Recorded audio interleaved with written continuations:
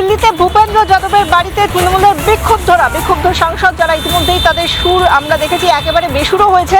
দিল্লিতে ভূপেন্দ্র যাদবের বাড়িতে তাদের বৈঠক, তৃণমূল সাংসদদের নিয়ে বৈঠকে বিপ্লব দেব, বৈঠকে ছিলেন মুখ্যমন্ত্রী শুভেন্দু অধিকারী।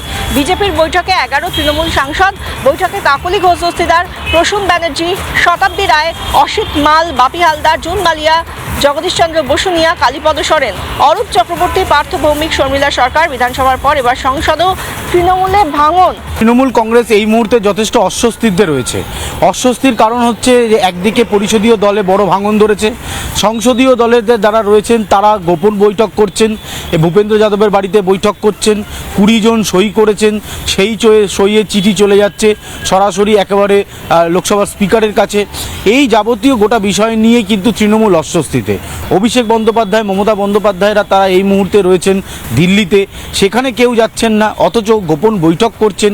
সংসদীয় দলের ভবিষ্যৎ কি, সেখানে কি পরিষদীয় দলের মতন আর একটা আলাদা অবস্থান হবে তাদের, সেখানে আলাদা দলনেতা তৈরি হবে? এই যে যাবতীয় বিষয়বস্তু নিয়ে তৃণমূল কংগ্রেস অস্বস্তিতে, তৃণমূল কার্যত ভাঙনের মুখে রয়েছে। এই রকম একটা জায়গায় দাঁড়িয়ে কি অবস্থান হবে তৃণমূল কংগ্রেসের, সেইটা কিন্তু যথেষ্ট প্রশ্ন রয়েছে।